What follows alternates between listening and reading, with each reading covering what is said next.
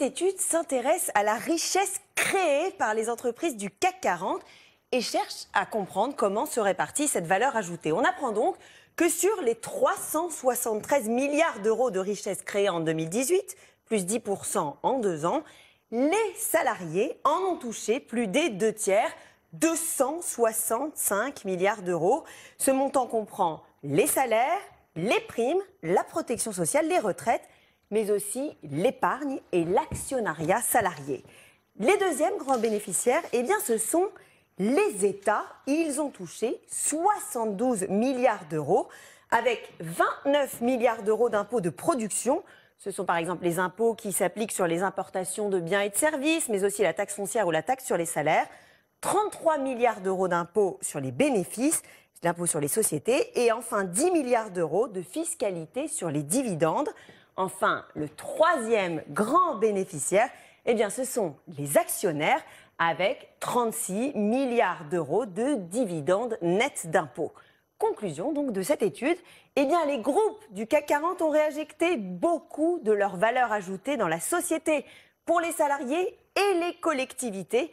Et ce sont les États, grâce à cette répartition, qui ont vu leurs revenus progresser le plus 14% en 2 ans, devant les salariés, plus 10%, et loin devant les actionnaires, plus 2% depuis 2016. Mais justement, une autre étude dévoilait récemment le montant des impôts payés par les entreprises du CAC 40. On dit qu'elles ne payent pas d'impôts. Cette étude disait un peu le contraire aussi.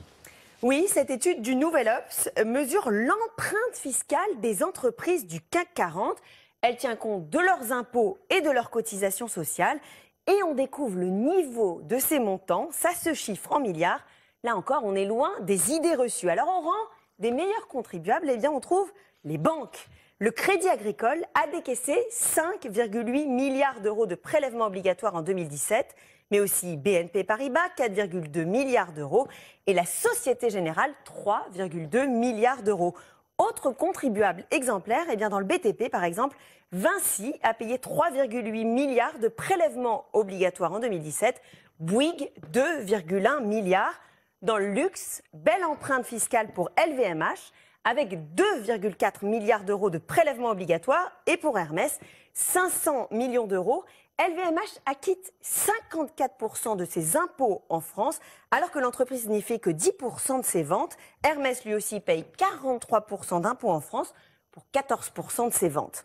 Mauvais point, en revanche, pour le groupe Kering, détenu par la famille Pinault, propriétaire de Saint-Laurent ou encore de Gucci, qui paye, lui, à peine 97 millions d'euros de prélèvements obligatoires en France. Du côté des industriels, Airbus et Safran se classent très haut dans le palmarès des bons contribuables, contrairement à Michelin, Valeo ou Danone, qui, eux, sont beaucoup plus petits joueurs.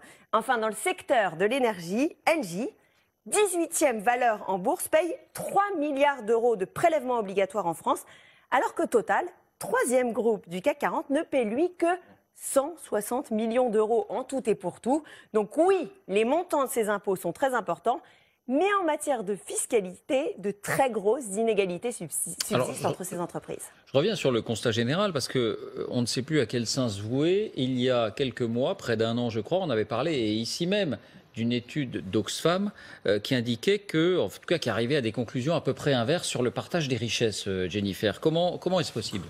Alors en fait, cette étude d'Oxfam se base exactement sur les mêmes chiffres que cette étude Molinari, mais c'est le calcul qui est complètement différent.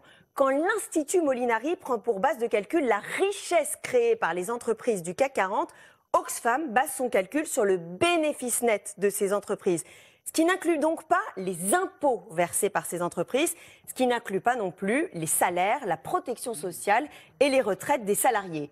Oxfam arrive donc à cette conclusion complètement contradictoire avec celle de Molinari. Sur 100 euros de bénéfices nets, les entreprises du CAC 40 reversent 67 euros de dividendes à leurs actionnaires, 67% de bénéfices, contre 5,3 euros seulement de dividendes et de participation pour leurs salariés, 5,3% de ce bénéfice. L'étude d'Oxfam en conclut donc que les actionnaires sont les grands gagnants et les entreprises du CAC 40 en France parmi les plus mauvaises du monde en matière de redistribution des profits. C'est ça. Dans un cas, on focalise sur les bénéfices, dans l'autre cas, sur la valeur ajoutée. L'économiste de ce plateau, Christine Kerdelan, directrice de la rédac de l'Usine Nouvelle. Il faut dire que faut-il comprendre? Oui, cette étude d'Oxfam a été terriblement critiquée par tous les économistes l'année dernière quand elle est sortie. On a considéré que c'était une aberration de prendre uniquement les dividendes et de dire voilà, il y a une partie minuscule pour les salariés, le bénéfice net après impôt. Alors qu'effectivement, calculé par rapport à la valeur ajoutée, par rapport à la richesse créée, comme le fait l'étude Molinari, a quand même plus de sens. Et avec l'étude Molinari, même si vous enlevez les salaires en disant c'est normal, vous ne pouvez pas créer de la richesse sans avoir des gens qui produisent, ben, si vous ne prenez que les bénéfices, on voit que l'État a beaucoup plus que les actionnaires. Il y a 72 milliards pour l'État et 36 milliards pour les actionnaires.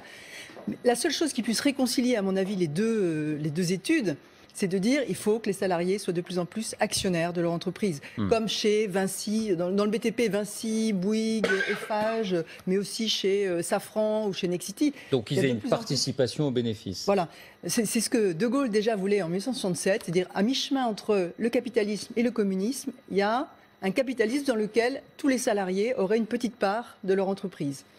Je pense qu'on est bien d'accord sur le fait qu'il est normal que ces grandes entreprises reversent ce dont elles profitent, c'est-à-dire des routes, des écoles, etc. Et d'ailleurs, ce qu'on ne dit pas, c'est que ces grandes entreprises, tout en versant beaucoup de prélèvements obligatoires, payent moins d'impôts que les PME. Les entreprises du CAC 40, elles ont un taux d'imposition global final qui est très inférieur. Alors de quel ordre à peu près, parce qu'on entend tout et son contraire là-dessus. Bon, j'avoue que je ne pourrais pas vous dire les chiffres exacts, mais c'est de l'ordre de 30% pour les PME et 23% pour les grandes entreprises. C'est une grande bataille idéologique et politique autour de cette affaire-là. L'Institut Molinari ne vient pas de rien. L'Oxfam a eu un gros impact. Je signale que Manon Aubry, qui vient de l'Oxfam, est tête de liste de la France insoumise. Donc l'étude a eu un impact politique direct et immédiat, comme on peut le voir. Ce qui est frappant, si vous voulez, c'est que les Français ont le sentiment que les grandes entreprises ont une action prédatrice sur l'économie et la société. C'est un sentiment très répandu. C'est un sentiment répandu qui participe à l'idée des inégalités profondes dans le pays, qui font que le consentement à l'impôt s'est réduit parce que c'est l'idée que elles se débrouillent pour pas payer, pour profiter du système. Les entreprises qui ont une bonne image, c'est les petites entreprises, c'est la PME qui a une bonne image. C'est la caricature. D'un côté, les trotskistes de l'Oxfam et de l'autre côté, la main invisible d'Adam Smith chez Molinari. C'est-à-dire qu'il y a les libéraux, regardez, nous, CAC 40, on est beaucoup plus généreux que vous le dites, etc. Les autres qui disent, mais non, abat les riches et faites payer les riches. Le vrai problème, il est assez simple aussi. Combien d'emplois créent les TPE-PME et combien d'emplois crée le CAC 40? Il y a beaucoup plus d'emplois dans les PME. Oui, c'est entre 70 et 80% d'emplois créés par les PME. Ils ont beaucoup de salariés à l'étranger. C'est ça. Mais ils ont même moins de salariés en France. Je crois que c'est une donnée qui devrait un tout petit peu aussi entrer en compte. Enfin, chaque année, on sait aussi que certaines de ces grandes entreprises lancent des campagnes de recrutement. Elles n'arrivent pas à recruter, elles forment leurs propres salariés. Et elles maintiennent aussi souvent un artisanat. Enfin, c'est le cas dans l'industrie du luxe, notamment pour les cuirs, les sacs. Quand on a montré cette étude à des élus de gauche, alors vous allez les écouter, Parti socialiste, France insoumise et aussi à la CGT, voilà les réponses qu'ils nous ont faites.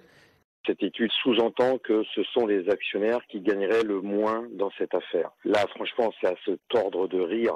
C'est l'ensemble des salariés, l'ensemble du monde du travail qui crée cette richesse, qui crée toutes ces valeurs. Je n'y vois pas matière à reconnaissance éternelle. Si elle réinjecte, c'est aussi parce qu'elle gagne infiniment plus que ce qu'elle réinjecte sous forme de salaire. Donc je ne vais pas aujourd'hui les plaindre et considérer qu'elles font tous les efforts du monde. Il n'en reste pas moins que le rapport entre les dividendes et la production de richesse est trop important. Entre ce qu'ils produisent comme richesse qui peut partir dans l'économie française et d'un autre côté ce qu'ils captent en termes de bénéfices, ça reste trop important. L'étude d'Oxfam a de nombreux biais quand même, parce que justement elle n'intègre pas l'augmentation des salaires, qui est une forme de rémunération du travail, et qui est évidemment avant les bénéfices. Donc elle n'intègre pas non plus l'investissement, qui est prélevé aussi avant les bénéfices. Donc elle nous dit, voilà, une fois qu'on a tout enlevé, il reste que les dividendes. Ben oui, une fois qu'on a tout enlevé, il reste que les dividendes. D'accord. Et si on avait pris un autre découpage, on aurait trouvé qu'il ne restait que les impôts. Pour autant, la question que pose Coquerel est bonne. le fait que la part des dividendes augmente par rapport à la richesse produite, ça, c'est un phénomène contemporain qui doit nous interroger. Ça, c'est incontestable. Mais c'est incontestable. La part de rémunération des actionnaires augmente. C'est mondial et ça ne concerne en France que les grandes entreprises et les grandes entreprises cotées, évidemment. Sur l'étude Molinari, je dirais, son grand mérite quand même, c'est de faire apparaître la part de l'État. Part de l'État, j'entends vos arguments d'ailleurs qui sont très bons, qui rémunèrent un service invisible qui est essentiel à la constitution de la richesse. Et à l'attractivité. Absolument, et à l'attractivité. Mais pour autant, c'est quand même un certain nombre de dizaines de milliards. Voilà, donc, en tout cas, on ne peut pas dire qu'elle paye rien. Après, c'est difficile d'estimer, de savoir si c'est beaucoup, pas beaucoup, trop, pas assez. Non. 72 milliards. Donc, ce qu'il ne faut pas oublier, c'est que... une valeur ajoutée de 320 et quelques. On parle d'une population très particulière, le CAC 40. Ça concerne peu de gens en France. C'est plutôt l'aristocratie des salariés. C'est genre RTT et stock options, si je résume. Et donc, c'est pas le régime commun des salariés ordinaires. Donc, ils ont aussi une rémunération sous cette forme-là qui est difficile à quantifier de façon précise, mais qui, si on veut avoir une photo complète, il faudrait, vous savez, avoir un panorama comme on fait avec les appareils photo en se tournant à 180 degrés. Si vous voulez, une entreprise qui aujourd'hui ne distribue pas un niveau de dividende comparable à celui de ses concurrentes, imaginons que Total dise « j'arrête, j'en ai marre, j'arrête, j'utilise mon argent autre chose ». Immanquablement, son cours chute. Qu'est-ce qui se passe alors? Elle peut se trouver... Son cours chute parce que les actionnaires vont ailleurs où ils reçoivent de meilleurs dividendes. Plutôt que Total, allons plutôt chez BP ou chez, je ne sais pas quoi, Shell. Et ça la met à la merci de prédateurs. Donc il y a aussi des questions de souveraineté économique. La question quand même, et Christine Kerdelan le soulignait, c'est l'intéressement et l'épargne salariée. Ça, c'est absolument fondamental comme question. Le général de Gaulle en parlait il y a 50 ans. On ne peut pas dire qu'on ait énormément changé les choses par rapport à ce qu'il voulait comme mutation du capitalisme et troisième voie, comme on disait à l'époque. Les Français, ils n'aiment pas les grandes entreprises, ils adorent les petites entreprises. Or, je lisais, en regardant les choses aujourd'hui, que dans les entreprises de moins de 50 salariés, il n'y en a que 16% d'entre elles qui pratiquent l'intéressement de leurs propres salariés. Donc ne nous focalisons pas uniquement sur les entreprises du CAC 40.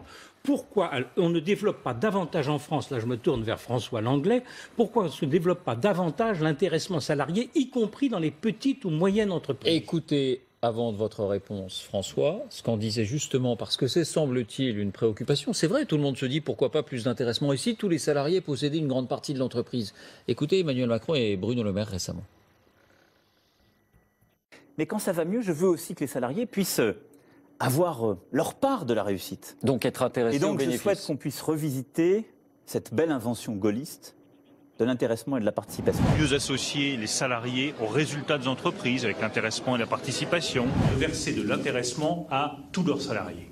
Quand la boîte tourne bien et qu'elle fait de bons résultats, c'est grâce à vous. Donc, en langage journalistique, c'est ce qu'on appellerait un serpent de mer, alors, François. Non, mais attention, il y a deux éléments importants quand même pour expliquer ça. Le premier, c'est que chez les petites boîtes, vous en avez pas mal qui ne font pas de bénéfices, qui sont à la lisière. Ouais. Et donc, celle-là, par définition, la participation est faible. L'autre élément, il est d'ordre fiscal et réglementaire. On a matraqué la participation, notamment sous la présidence Hollande, pardon Juliette. C'est vrai que ce forfait social qui charge la participation ne cesse de changer. Les dispositifs réglementaires... Il a diminué là maintenant. Alors, à nouveau, ça diminue. En général, quand on part d'un côté, on repart de l'autre. Et de toute façon, ce qui a été fait avant est mauvais, donc mécaniquement, il faut faire l'inverse. Mais le tout laisse le contribuable et les patrons de PME dans un état de désarroi vis-à-vis de réglementations complètement instables. Et du coup, probablement, on paye un peu plus d'heures supplémentaires, on se débrouille avec des instruments qu'on connaît, quoi, et qui ne nécessitent pas la mise en route d'un PEE qui est de fait, à cause de sa complexité, malheureusement réservé aux entreprises quand même de taille. Mais un capitalisme où les salariés, combien il y a de salariés en France dans le privé? 16, 17 millions de salariés sans doute à peu près? Un petit peu plus maintenant, on doit être à 18 ou 19 millions de salariés. Qui seraient tous... les emplois marchands. D'emplois marchands, qui auraient tous une part dans l'entreprise dans laquelle ils travaillent, en éliminant les toutes petites entreprises. Est-ce que ce serait un monde idéal? Christine. Ça y ressemblerait davantage. En Islande, je crois qu'il y a 2 fois plus de salariés actionnaires de l'entreprise qu'en France, par exemple.